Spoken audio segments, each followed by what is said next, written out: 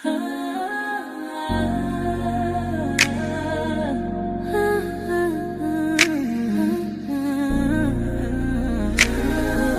your girl, Soft Rain. Real talk, no filter, no disguise. Every headline, I'm breaking it live. From the streets to the pressure up top. We see it all, yeah, we connect the dots. Weekly rain, yeah, we run it down. Truth hit different when it wear a crown. No fluff, no cap, just facts in sight. Welcome to the weekly rain report. Let's get into it tonight. Disclaimer: this broadcast is intended for commentary, discussion, and entertainment purposes only. All topics and statements are based on publicly available information, including news reports, social media content, and third-party sources, which may include allegations or unverified claims. The views expressed are opinions and should not be interpreted as confirmed facts. This content is not intended to harm, defame, misrepresent any individual, organization, or entity. Viewer discretion is advised. What is good, YouTube family? It is your girl, Soft Rain, and welcome into the Weekly Rain Report. I got some interesting stories for y'all this week. Kind of a little bit all over the place, but not really. I hope y'all enjoyed your 4th of July weekend. Thankfully, I had Friday off as well, so I'm hoping that y'all were able to do the same. I got some good stories for y'all. Let me see what all I got for y'all. Let's see. Hold on. Let's see.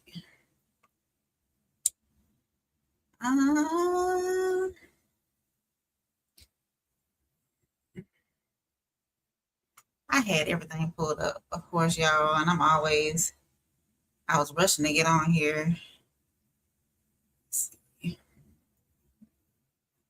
All right, so some of the stories I got, they're heavy. Some are cultural and some are policy. Some are reminders that life can still inspire us.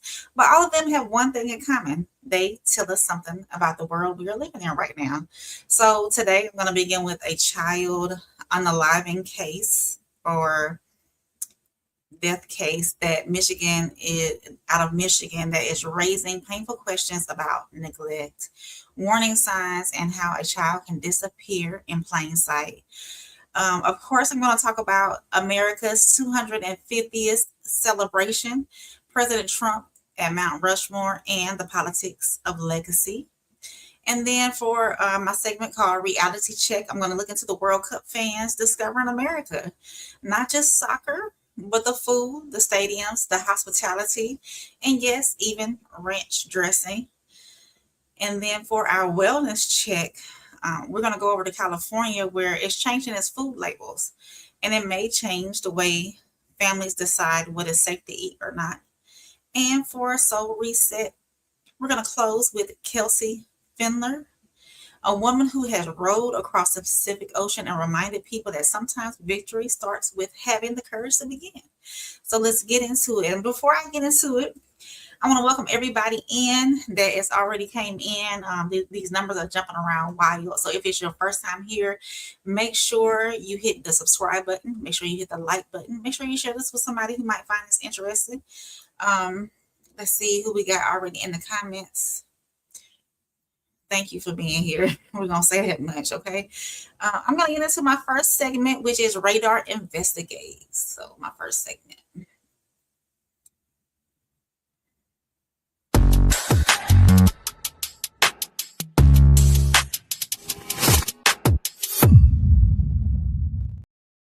So I'm going to move to Flint, Michigan, where a 7-year-old boy named Casper O'Brien is dead. His parents are now facing serious criminal charges as well. So according to the Associated Press, Casper's parents, Damien and Jessica O'Brien, have been charged with second-degree murder, torture, and multiple counts of child abuse.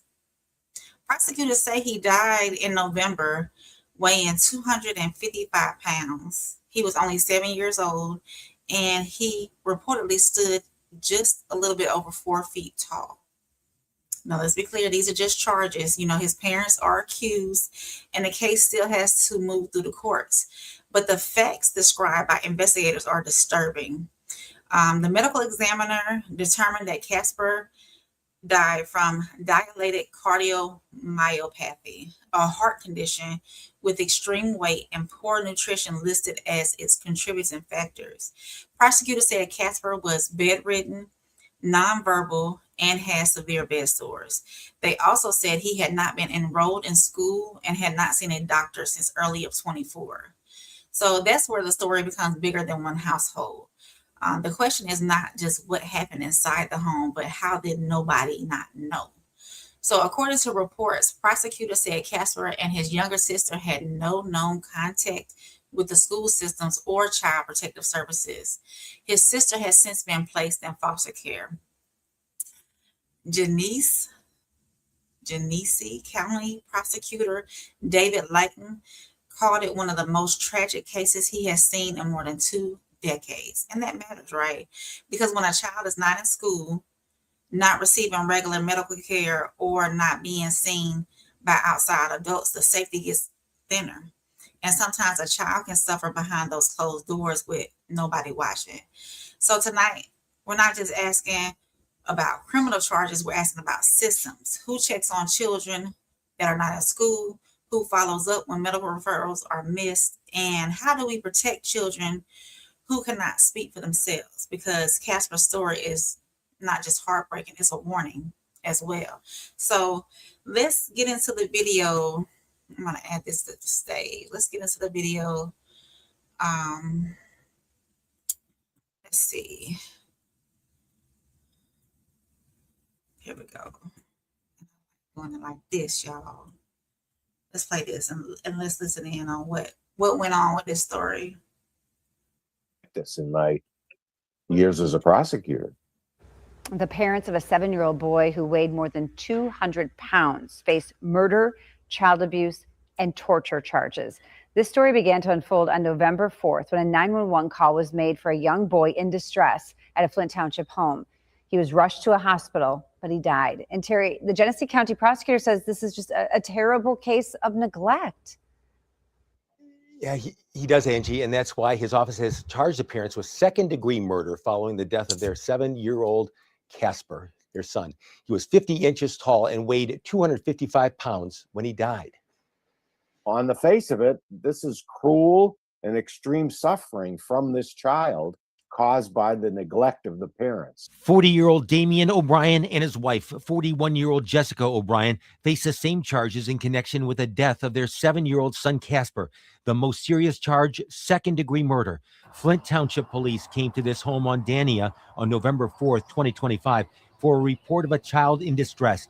Casper was taken to Hurley Medical Center, where he died a short time later. Medical reports indicate he weighed 255 pounds at the time of his death. That's obesity.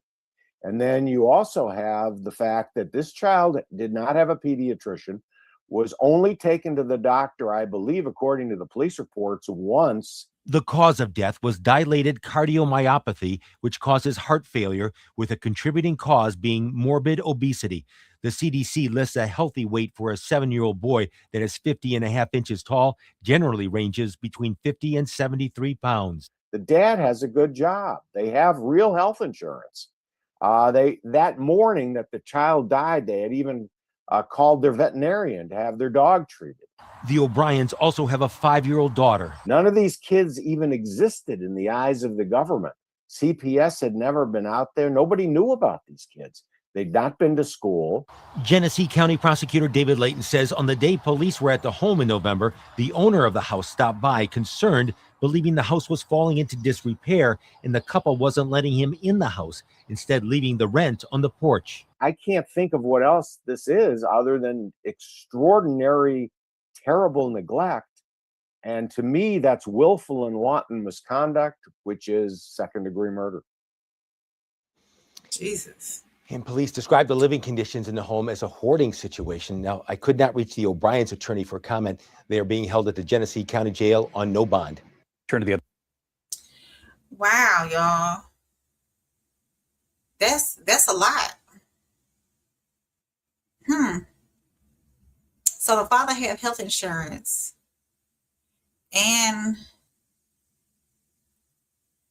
but the kids weren't registered in school or anything. So that's a lot right there. Whenever something's not on the radar, though, how can people step in and help? So unfortunately, that little boy, he neglected,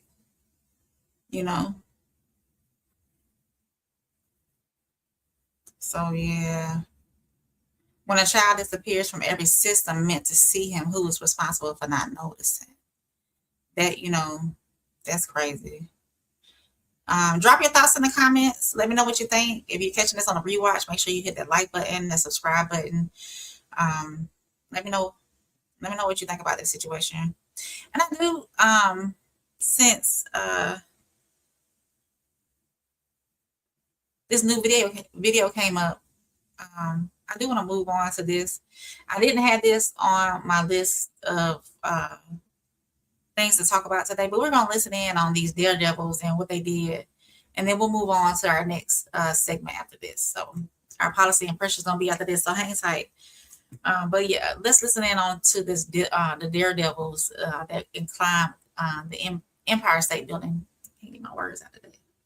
The news tonight, and here in New York City, the arrests and now the felony charges tonight after millions watched those two suspects climb to the top of the Empire State Building. Tonight, authorities right here on what the security cameras now reveal. Sources telling ABC News they got into the Empire State Building the day before and slept there overnight, going through a security hatch on the 102nd floor. A lock had been broken on the 104th floor. Here's Aaron Katursky again tonight. Tonight, 24 hours after their harrowing climb to the top of the Empire State Building without ropes, with millions watching, the daredevils came back to earth. Is it worth it? Was it worth it?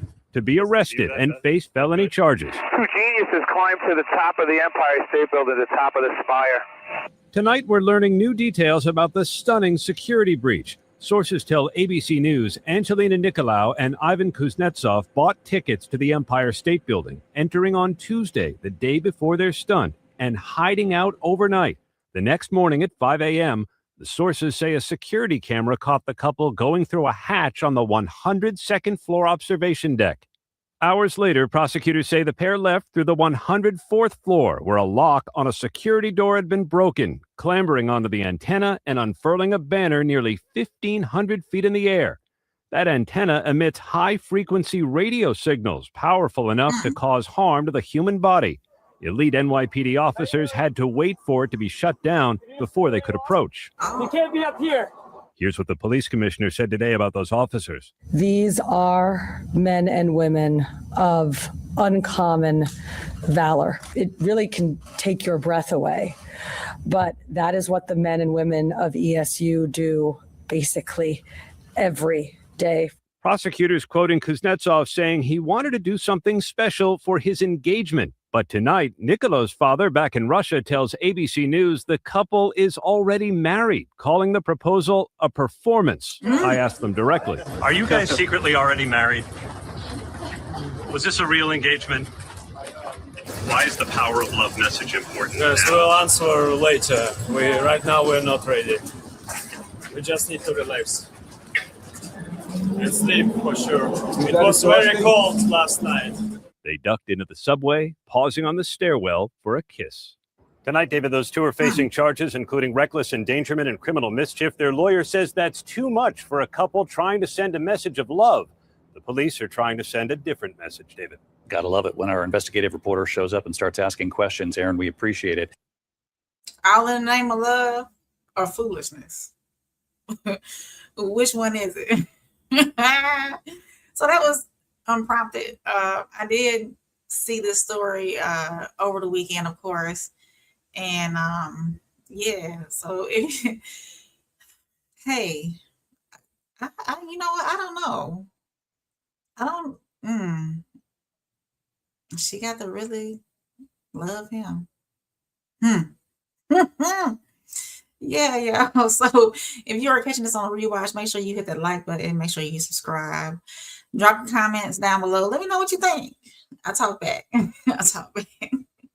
So let's move on to my next segment, which is my policy and pressure segment. This is where we're going to get into talking about America's 250th celebration. So let's do that.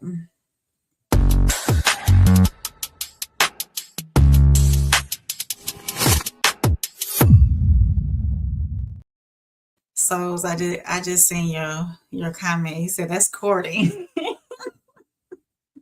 You think so? So welcome in. So I appreciate you watching. So let's move. Ooh, it's thundering loud here, y'all. Hopefully I won't have to get off, but it's a storm about to brew here. So for my next segment, policy and pressure, we're looking at America's 250th birthday. This should be one of those rare moments where the country pauses and reflects. 250 years since the Declaration of Independence, 250 years of ideals, contradictions, progress, conflict, and struggle and survival. But this week, the celebration also became political. President Trump headlined a major Freedom 250 celebration out at Mount Rushmore. The White House says the 250th anniversary effort is meant to inspire love of American history, civic pride, adventure, innovation, and unity. But the pressure point is this. When a national birthday becomes centered around one political figure, people start asking whether this is patriotism or personal branding. The Washington Post reported that the White House said Trump would make a strong addition to Mount Rushmore, even though officials have long said the monument cannot realistically be carved any further. So that's where the story gets deeper. Mount Rushmore is not just a tourist attraction, it's a symbol of power, memory, and who America chooses to honor. It also features Washington, Jefferson, Theodore Roosevelt, and Lincoln, but it also sits in the Black Hills, land that remains deeply significant to the Lakota people. So let me bring that up and we'll watch the segment on that. Let's see.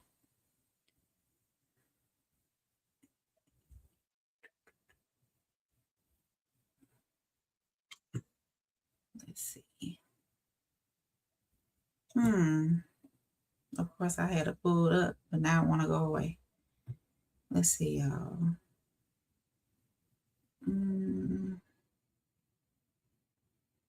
There we go. Here it is. Here it is.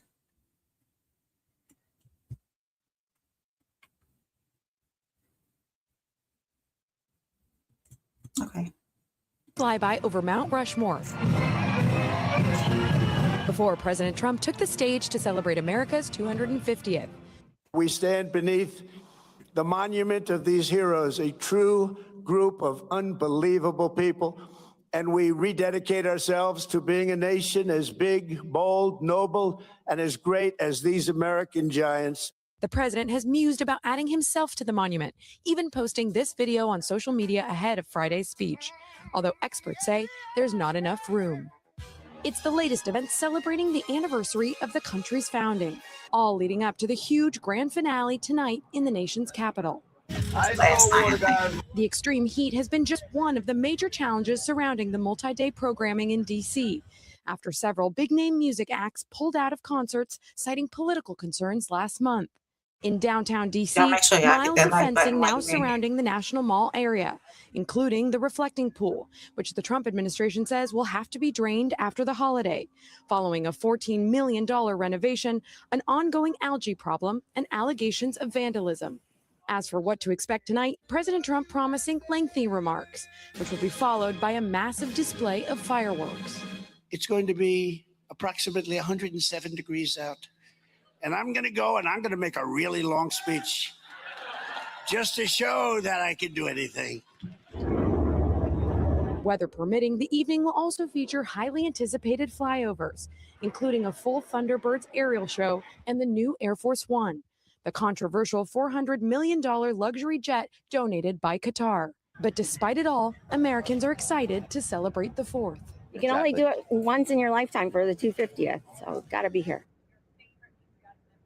And guys, a note on that fireworks show. On a typical 4th of July, they launch around 33,000, but this year it's going to be 850,000 fireworks from 10 different locations, ranging from the National Mall to West Potomac Park, which could set a new world record.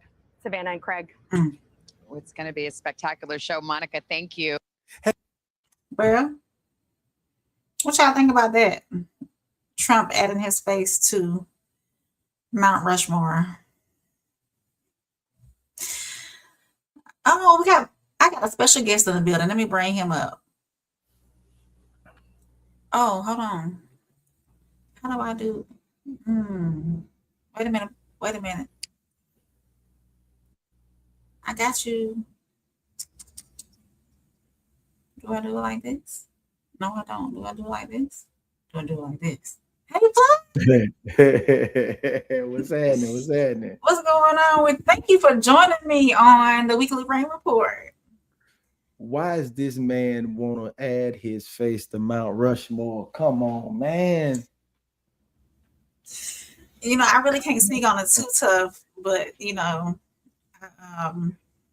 he's been. Why you want to speak on it too tough? You know, where you went, Plug? Oh, Plug left me.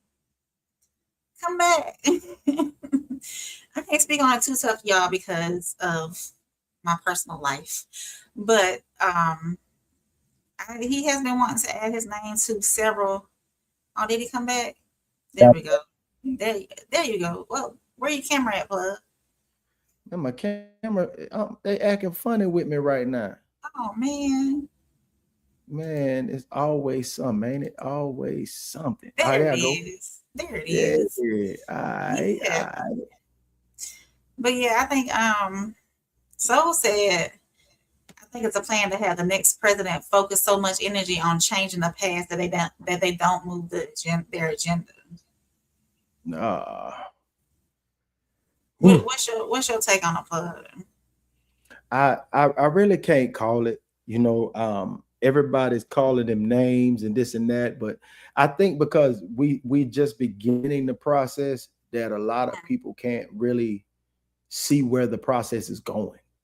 You know what I mean? Because the economy's so down and out right now, and the actual, you know, just the direction in which the country is going, that I think that they just can't see the plan unfold. It's just going to, if people saying take time, a lot of people are impatient, especially when it comes to their finances and stability, you know.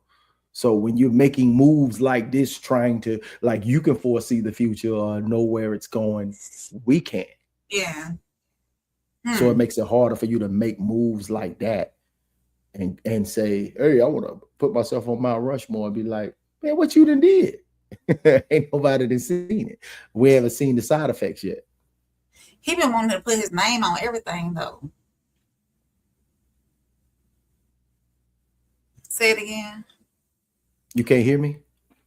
Well, I don't know if it's slow on my end or your end. You buffering a little bit.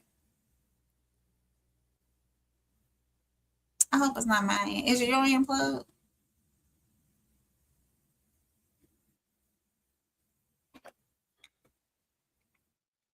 Plug, go out and come back in.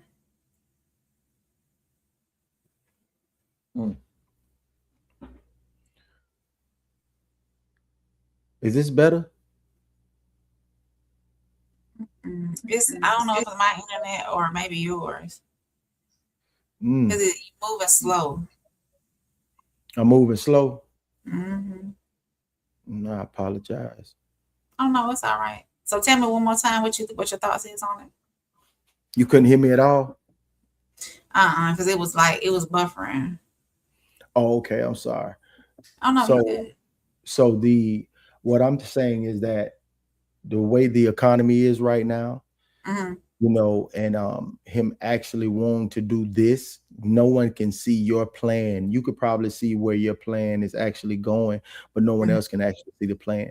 So with their economy and their finances the way that it is right now in the State of the Union, no one wants to see you making moves as putting yourself on the, you know, Mount Rushmore as a move to be making, and no one can see where you're going because of the State of the Union. So, yeah.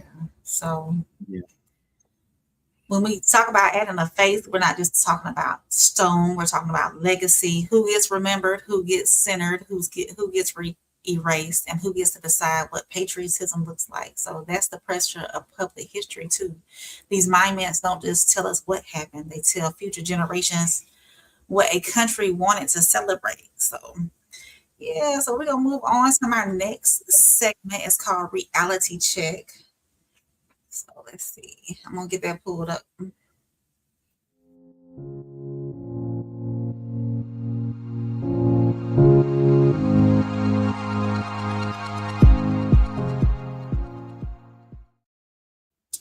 So for reality check, I'm gonna move over to the World Cup, but not just the matches though. We're looking at what happened when international fans come to America and start falling in love with things that many Americans barely think twice about.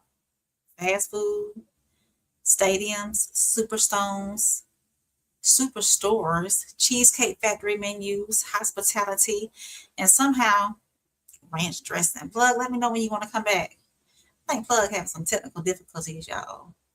So he'll let me know when he want to come back up. So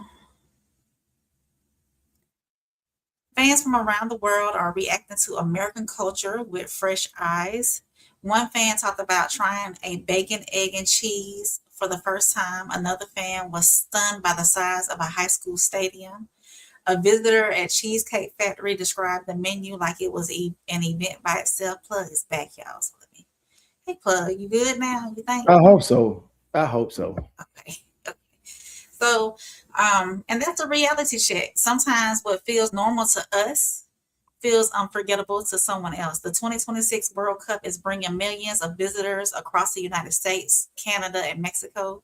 And while the game is the reason they came, the culture is becoming part of the story. So fans are noticing the size of the food, the tipping culture, the skyscrapers, the crowds, the stadiums, the way strangers say, hey, you're welcome. So I guess they're saying that, policy or hospitality, not policy, but hospitality is one of the things that we have here in America that some places don't have. So I'm going to pull up that video for that. Mm-hmm. There we go. World Cup fans. There we go. Share screen. All right, here it is. Plug. There we go. Let's listen to what the World Cup fans are saying about America. Oh, our face is covered down there. National fans arriving for soccer's Mecca, the World Cup, are becoming obsessed by American novelties, from fast food to giant superstores to good old-fashioned hospitality. Here's Nightline's Ashin Singh. Soccer superfans from around the world are sharing their first-hand experiences with American culture, and they can't seem to get enough. I had a bacon, egg, and cheese for the first time the other day, and I'll tell you, that for breakfast slapped. As millions of fans descend on the U.S. for the 2026 World Cup, some sharing both their love for the sport. This is a high school stadium.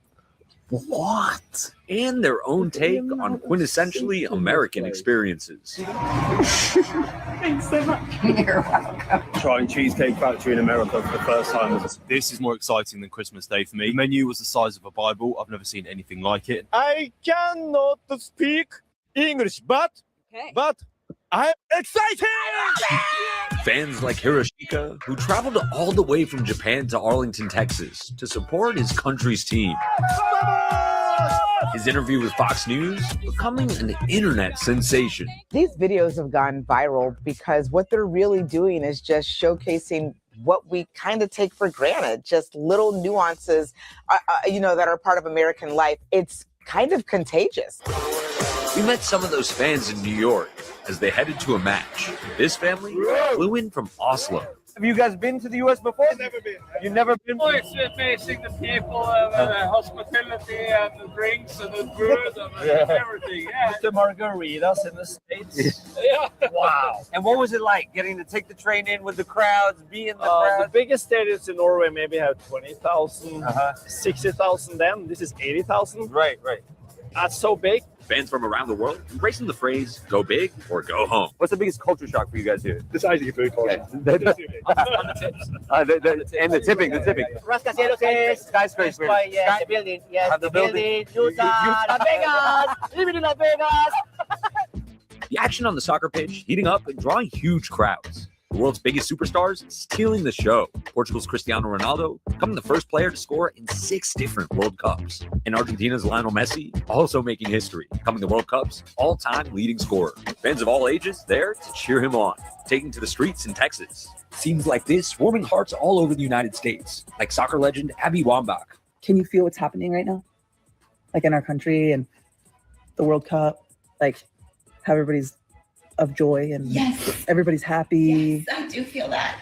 Fans like the now viral Freddie, spreading his own excitement on social media, crisscrossing America to cheer on Germany, documenting his stops along the way. Freddie is doing America right. You know, he is going into places and really, you know, having these experiences that people are really catching on to and sharing and resharing and commenting on and talking about because they're just fun, you know, and it's just so innocent. Tourists discovering their love for American classics, most notably an obsession with a condiment not widely available overseas. Ranch dressing, so popular, the TSA dipping into it, reminding visitors, if you're visiting for a very large sporting event and you happen to discover ranch while you're here, please pack it in your checked bag on the way home. All the fanfare happening against the backdrop of global tension. America stand. Well, we're not going to talk about the global tension. I'm not worried about the global tension. Well, how do you feel about other countries discovering America right now, Plug? Oh my God. I don't know why I'm frozen, but I'm frozen. Oh man. Okay. Can you see me? Yep, I can see you, but you're frozen. Yeah. Man, you know, I'm going to dip out because I don't want to ruin the show. Okay, Plug. All right. All right. Talk to me in the comments, Plug. I'm with you. All right. All right. Thank you for coming. I thank Plug for coming. For sure. He having technical difficulties on on his end.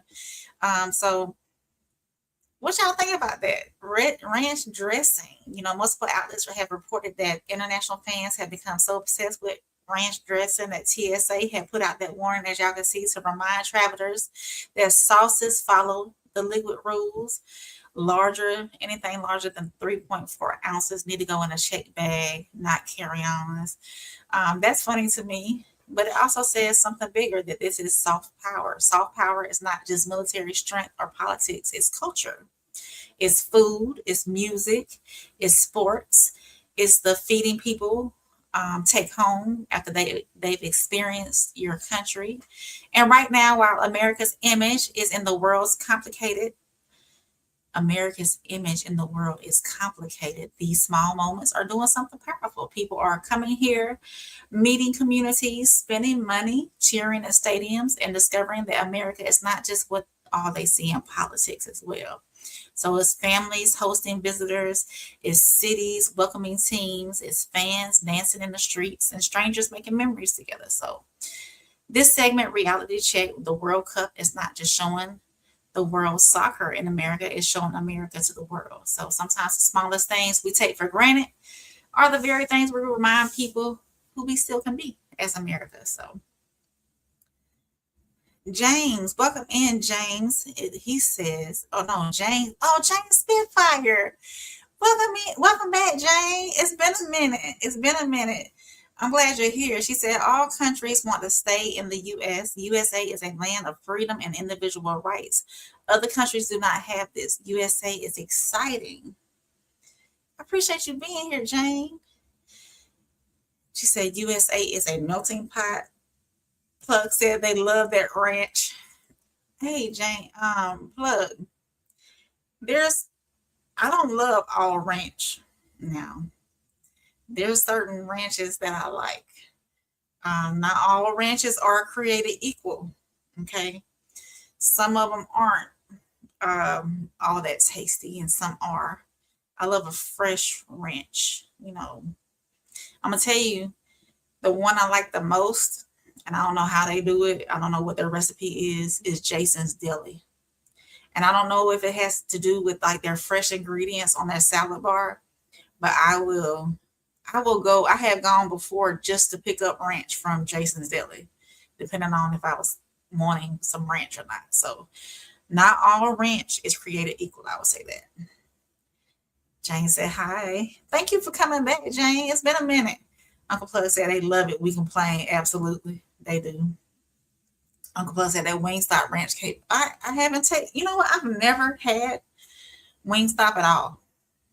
But I'm not a big wing person either. I have to get some, my wings have to be fried hard if I'm gonna consume some wings. Or I just get some tenders. But yeah. Uncle Plug said, yeah, go to Jason's Deli. Get you some ranch. I have gone there before just to pick up some cucumbers and ranch. Yeah. And I love their salad bar. I go in there and I'll get a salad bar to go, and I'll be eating on salad for 2-3 days. Mm-hmm. Plus said, what? No, I've never had Wingstop. Never fried hard extra sauce. Okay then. I'm gonna have to check that out for real. Because I've never been a big wing person at all. So, and speaking of food, we're gonna move on to my next segment, which is the wellness check.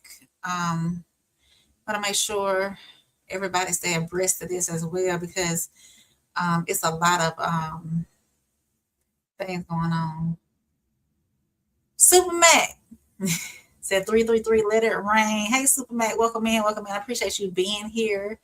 Make sure also, if y'all are catching this on the rewatch, make sure y'all hit that like button. Make sure y'all hit subscribe and drop your thoughts down in the comments. Let me know. I talk back. So let me know what y'all think about the tourists that we have in America, experience in America.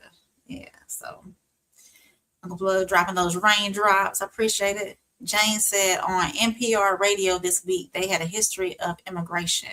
North America has always let others come here for freedom and new world existence. If Great Britain back 1600 years had been fairer, others not seek USA. Oh, I like your perspective on that. Yeah. So we're gonna move forward to my next segment called Wellness Check. Let me get that pulled up.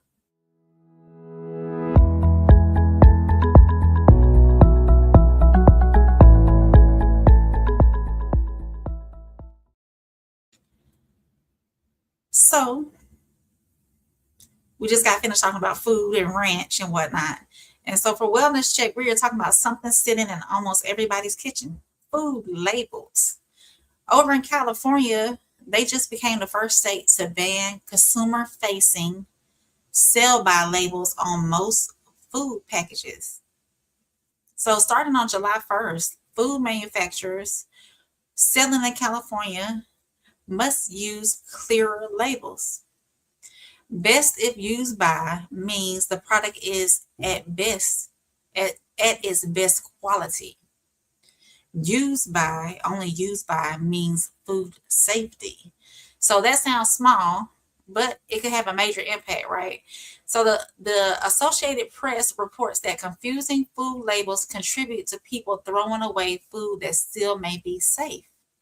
And according to the AP, California throws away about 6 million tons of unexpired food each year. And food label confusion is part of the problem. So we got to be honest, right? A lot of us have stood in the kitchen and stared at a date on a carton. A pack of meat, a bottle of dressing, ranch dressing, and wondered, is this bad or is it just past the date?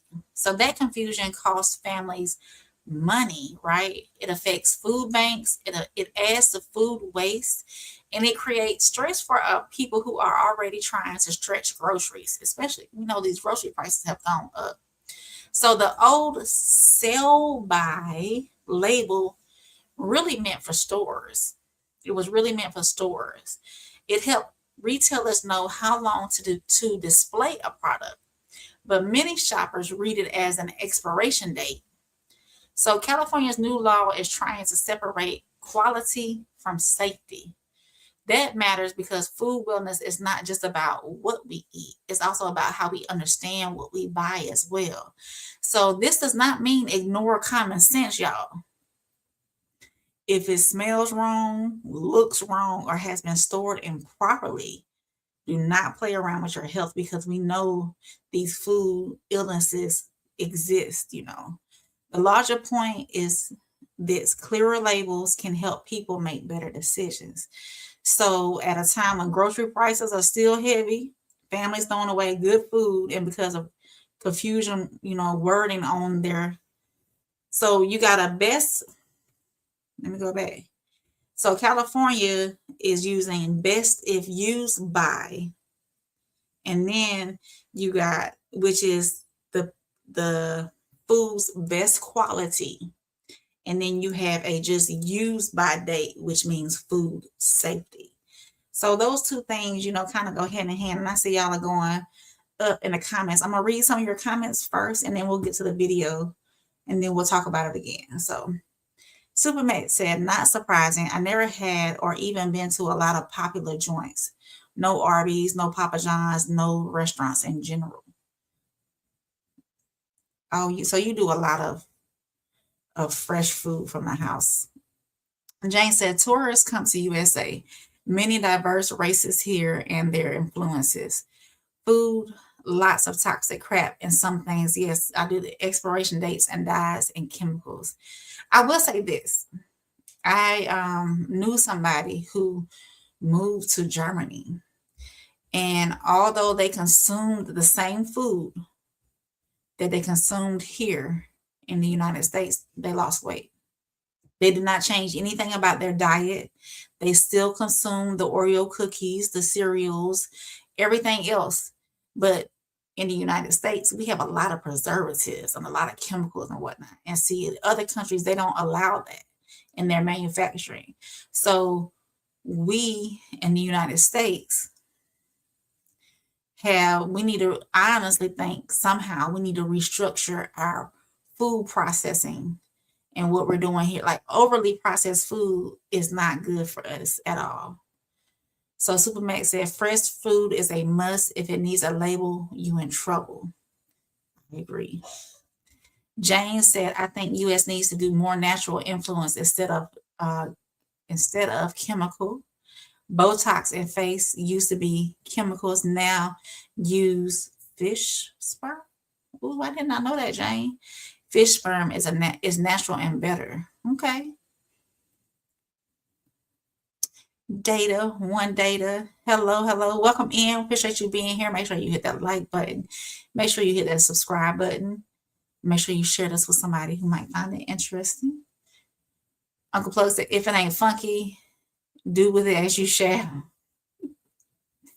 Uncle Plug said, but don't overshop. Get what you need and what you need only. Yes, I think too that America is obsessed with bulk buying, i.e. Sam's, Costco, and whatnot. Now, don't get me wrong. I shop there. I shop at Sam's. And I do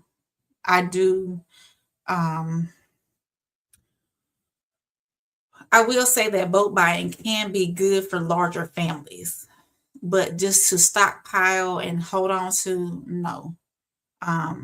Dry goods, yes. Toilet paper, paper towels, things of that nature. Canned goods, yes. But as far as these other snacks and whatnot that we consume on a daily, I wouldn't recommend getting an overabundance of those at all.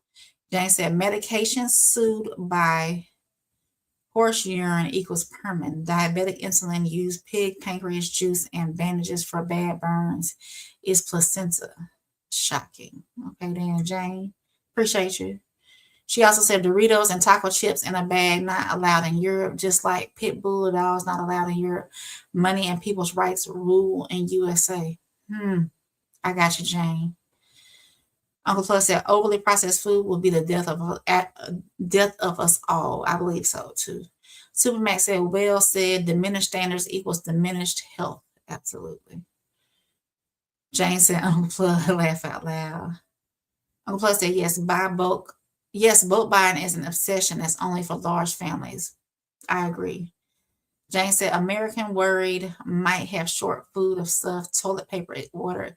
Yes, the pandemic sent us into a frenzy with toilet paper and water and other things that we didn't think that would happen or we didn't think that we would get enough of in stock. We didn't want to run out of any of those things. So people overstocked in those. Supermax said, up in the chat with jokes. Uncle Plus said, dang, Jane, you on some next level digging. Uncle Plus said, I like Jane. Jane, since you in here, make sure Uncle Plus has his own YouTube, and actually him and Souls are about to go live with their sports show 1181. Make sure you go over to his page and hit subscribe as well. And he has some great story times. He did a story time this morning.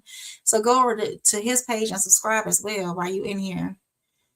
And she said, well, people are living longer. Biggest group of people in U.S. 2 year will be people over the age of 60 years old. Maybe chemical keeping us alive. She said a joke. Yeah. So let's let me pull this up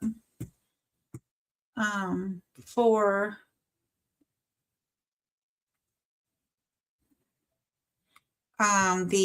what California is talking about when it comes to these food labels. Let's see.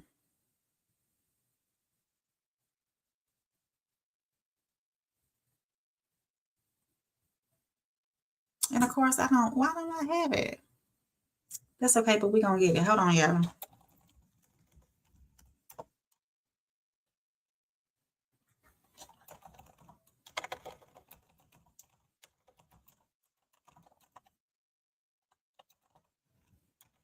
California.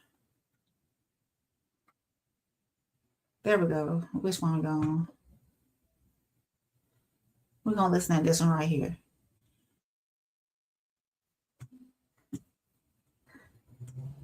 Let's listen in, y'all. Foods were still good after the expiration date. Well, now shoppers in California will see a major change in food labeling starting next week. It's the state's effort to cut down on food waste. CBS LA's Nicole Comstock breaks down what to expect at the grocery store. Those food date labels are not always expiration dates. For instance, when it says sell by, that's actually meant to tell the grocery store when to rotate its food supply. One group I spoke with tonight says all of that confusion creates a whole lot of food waste, and this new law is a simple solution for that. If you've ever questioned what the phrases printed on food date labels actually mean, you're not alone. It turns out lots of people run their own little experiments on their groceries. The sell by, I was still able to stretch another couple of weeks, tell you the truth. So far, I wasn't sick or anything like that. So I always Google just in case. How good is this after this day? Will I die? Will I die? But come July 1st, food date labels in California should be a little less confusing. Say goodbye to all that sell by and enjoy by business. The only two things manufacturers can print moving forward are user freeze by to indicate when the food is no longer safe to eat, or best if used or frozen by to indicate when the food is no longer at peak freshness. How do people know, how much longer is it going to be okay for after it passes that peak window of freshness? Unless it says use by, you should basically use your nose and see if it smells good. Nick Lapis is the director of advocacy with Californians Against Waste. The nonprofit environmental research organization co-sponsored the bill to help prevent food waste in California. Something like 20% of all food waste is attributed to confusion over date labels. CalRecycle reports that a shocking 2.5 billion meals worth of fresh, unspoiled food is thrown away here every year. We've even had food banks tell us that people are refusing to take food for free because it's quote unquote past the date. Lapis says research shows that people throw food away on those dates, even if the food's not bad. I think we're kind of misled, or in the sense that when food is actually good up till it. But the amateur taste testers we spoke with say they're more cautious about fresh food than they are with processed food, like some possibly expired croutons. They were good, and it was crispy and crunchy. They was pretty good. Now, this new law does not apply to baby formula or eggs because of pre-existing federal laws. Reporting in Studio City, Nicole Comstock, CBS LA. All right, then. So y'all heard it. Well, we're gonna talk about that on another show right there. Let me see. Hold on. So that was those 16 kids is crazy. We'll talk about that on another show. I might do a special segment on that part. Yeah. So what y'all think about that? Jane said, "Oh, okay." Superman said, "Jane, right? Technology allows you to go either direction, towards better health or away from it." Jane says, "Super, yes, true. People need to manage their lives with types of food, exercise, and stress. I heard Chinese grocery stores here do not follow FDA labels for guidance." Oh, okay. She said, "I got green seedless grapes at grocery store. They were all sour." Mariel said, "Good afternoon, Rain. Welcome in, Miss Mariel. I appreciate you being here. I'm going to have to give you a wrench too, Miss Mariel, too. I'll give you a wrench." Supermax said, "Jane, when it comes to food, growing your own is best." I need to give one to Supermax too. Let me see if I can do that right now. Add as a moderator. And then Miss Mariel. Miss Mariel, you must be on the Miss Mariel, you must be on the vertical. Let me find you. Let's see. There you go. There we go. So both of y'all should have y'all wrenches too, because Superman, you be sharing my stuff. I really appreciate you sharing everything. Yeah. Superman said, "Jane, when it comes to food, growing your own is best." I agree, y'all. Yes. So, of course, the old sell by label was really meant for stores, right? That's what they said in the article, and they said it in the clip. It helped retailers know how long to display a product, but many shoppers read it as an expiration date. Now, I will say that sell by date, I'm one for throwing stuff away. If it's been too long in the cabinet. Now, I will say this, I have consumed things after the sell by date because it seemed still fresh, I smelled it, I tasted it, it was fine. I was fine. It didn't affect my stomach. There was nothing wrong with it. So I think it helps us understand what we buy as well. Now, of course, this does not mean ignore common sense. If food smells wrong, looks wrong, or has been stored improperly, do not play around with your health. But the larger point is clearer labels can help people make better decisions as well.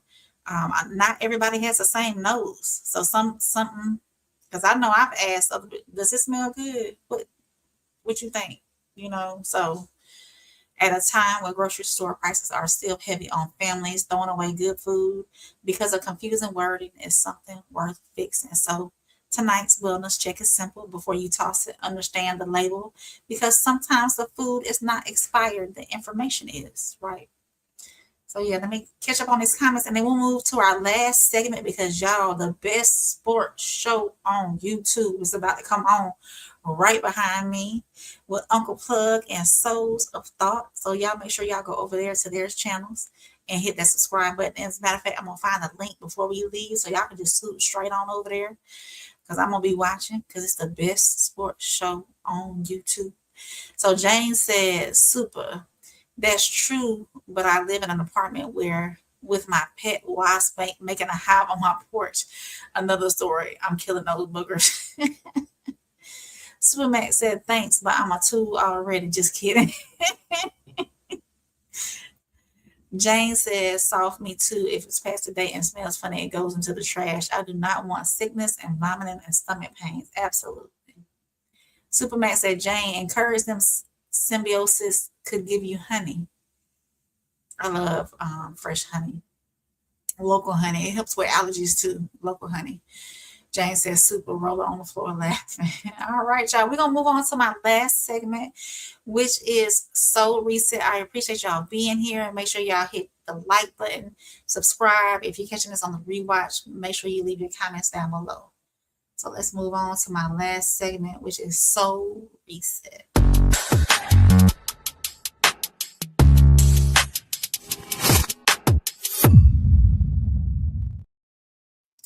So for Soul Reset, I am ending with a story that has one word. No, it has more than one word. More. It has more than that.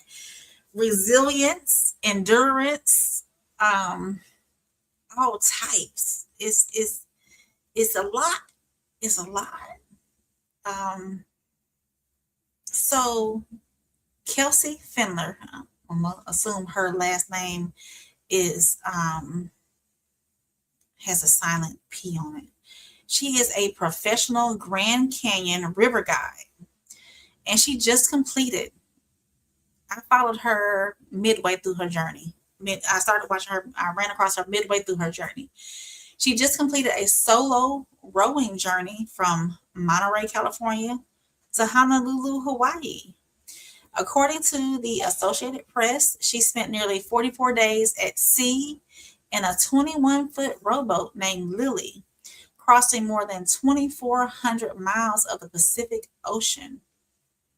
And with that journey, she became the first American woman, the youngest woman, and the fastest woman to row solo across the mid-Pacific route.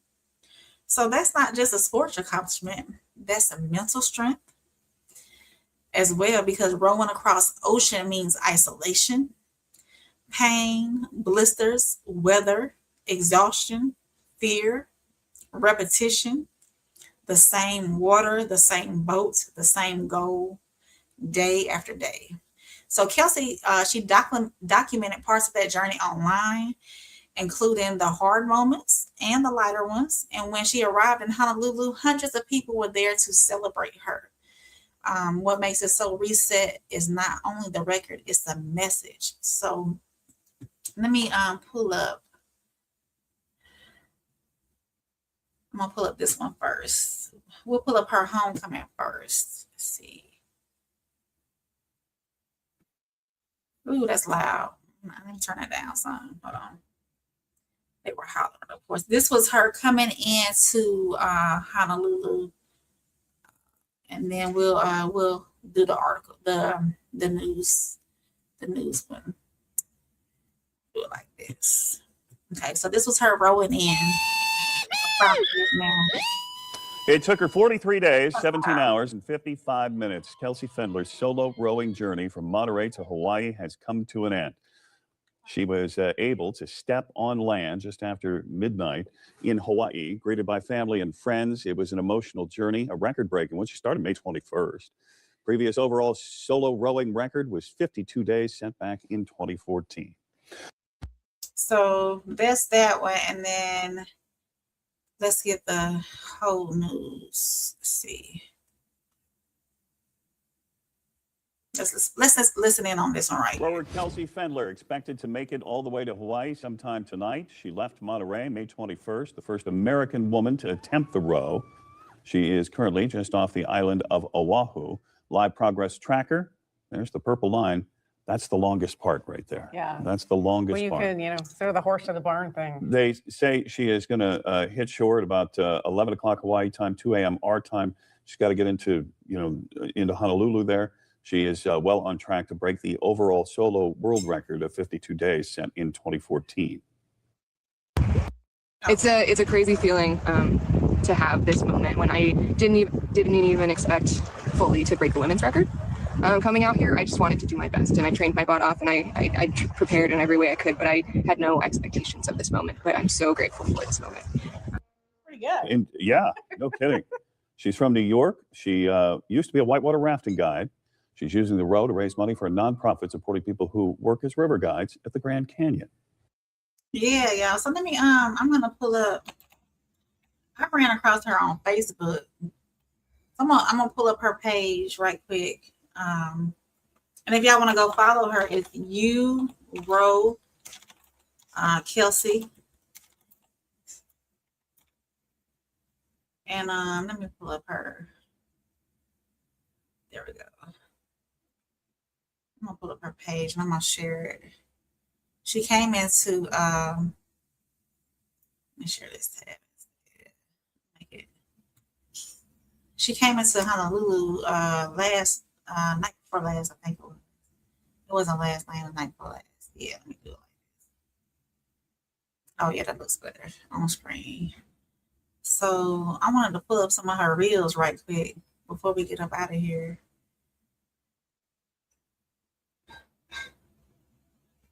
See, like she was making 39.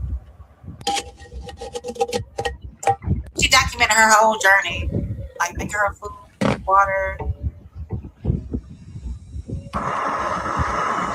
So I kind of started this routine, I don't know, probably like week 2,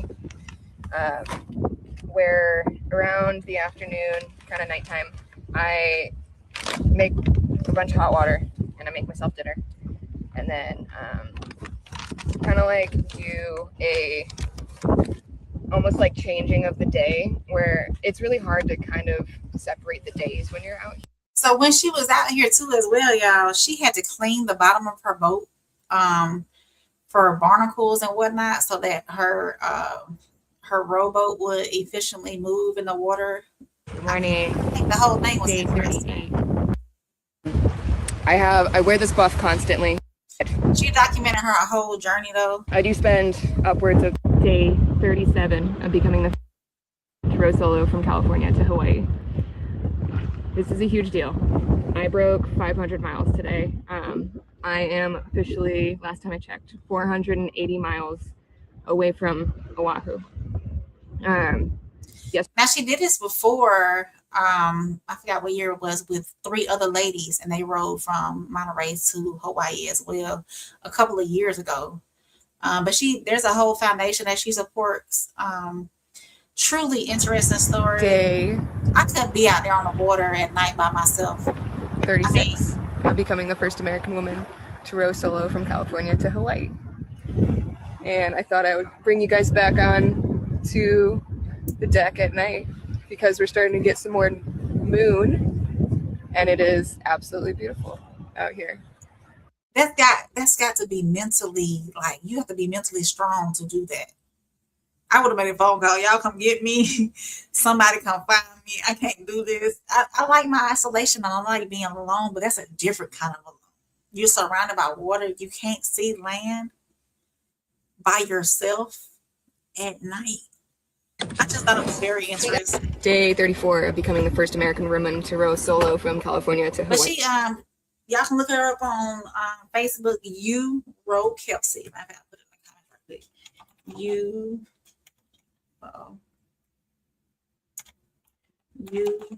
Row Kelsey.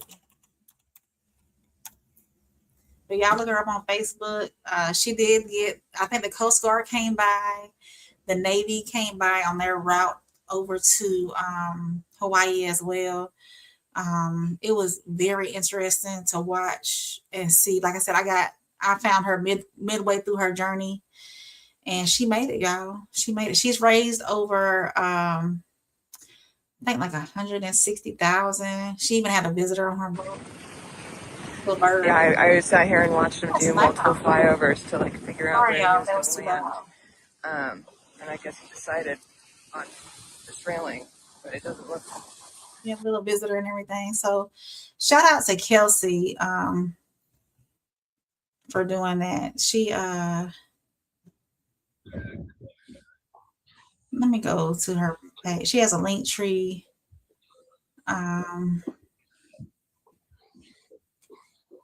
Let's see.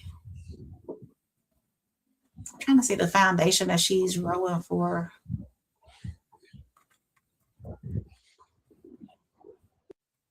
But she has a whole there's her boat.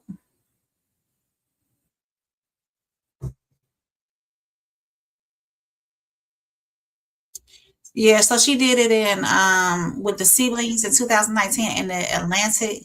She did team entrepreneurship in 2021 that rode across the Atlantic as well. And Aloha Kai in 2023. I think that's when she did it with those women. Let me cut this off because it's gonna be loud. I'm trying to see. Oh, she did Or in 24 by Sail. She sailed the Atlantic in 2020. Where is that foundation though? I think it's like a Well foundation that she's.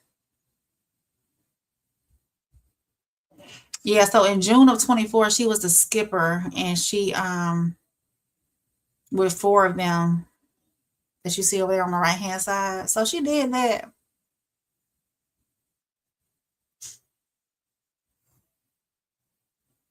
Yeah. So I don't know the exact foundation, but hey, she did that. So shout out to Kelsey. I'm not gonna stay on here too much longer because the guys are about to come on and do their show 1181. So the AP reported that Kelsey hopes her journey inspires other people to take on their own hard things. Her message was not that you have to feel strong enough to finish. It was that you can be strong enough to begin, and that will preach all by itself because a lot of people are waiting to feel ready, waiting to feel fearless, waiting to feel fully prepared before they start the thing that has been sitting in their spirit. But sometimes courage does not show up before the journey. Sometimes courage meets you on the water, day by day, stroke by stroke, mile by mile, mile by mile. So today's soul reset is this. You may not be crossing the Pacific Ocean, but you might be facing something that feels just as big in your life. All you can do today is begin, then begin. Because history is not only made at the finish line, sometimes it starts at the moment you push away from the shore. All right, y'all. So I appreciate y'all coming in and joining me. I'm going to roll through these comments real quick. Mario said, thank you for my wrench. Greatly appreciate it. Thank you, Mario. I appreciate you always showing up and being here. Jane says, soft is the record-breaking woman is that Shari Richardson. She is amazing. Supermax said, porch super local rain. Yes, the porch is local. Jane said, what the heck? That is amazing. 2,400 miles on long journey on the sea. People amaze me and doing mighty tasks. Absolutely. Jane said, Kelsey Pfendler is amazing. So glad gator or shark didn't get her. That happens to a lot to snow people.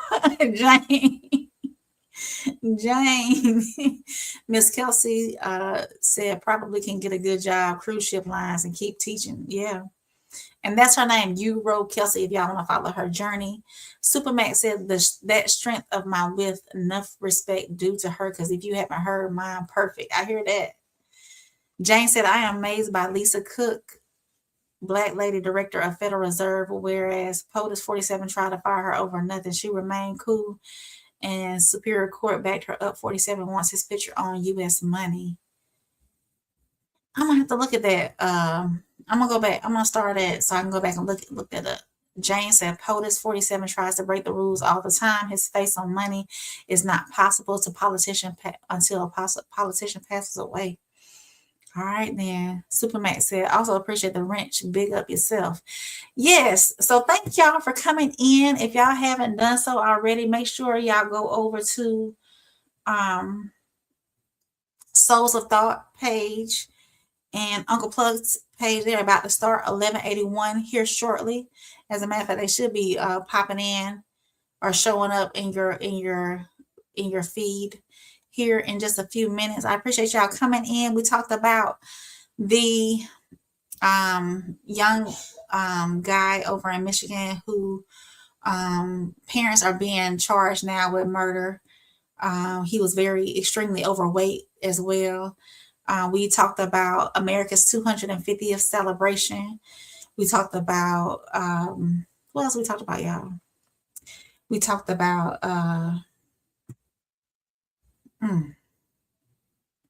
my brain. We talked about a lot. We talked about the Empire State, them people scaling the Empire State Building and courting, as Soul says. We talked about your food having expiration dates. And we also talked about Kelsey just now about endurance, about resilience, isolation, solitude. She experienced all of that rowing over the sea. So I appreciate y'all stopping in. Make sure y'all check me out tomorrow night on No Middleman panel over on Souls of Thought channel. We do that Mondays and Tuesdays. Make sure y'all check. I think me and Souls are doing, I know me and Souls are doing same soil, different roots this evening sometime. I don't know the exact time just yet. So make sure y'all check us back over on Souls of Thought with same soil, different root. And they are live now, y'all. So tonight we covered a heartbreaking child death case in Michigan, a national celebration that wrapped in questions of legacy, World Cup fans discovering America through culture, a food label law that can change how families shop and waste less, and one woman's record-breaking journey across the Pacific. Different stories, different emotions, but one common thread. Every headline asks us to pay attention to the children who need protection, to the history we choose to honor, and to the culture we share the world with, the information that helps shape our everyday choices, and the courage it takes to begin again. I am Soft Rain, and this has been the Weekly Rain Report. Real stories, real perspective, real impact. Until next time, make sure y'all stay informed, stay grounded, and remember, the truth still matters. Make sure y'all hit that like button, subscribe, and catch me down in the comments. Let me know what you think about the episode. I'll see y'all next time.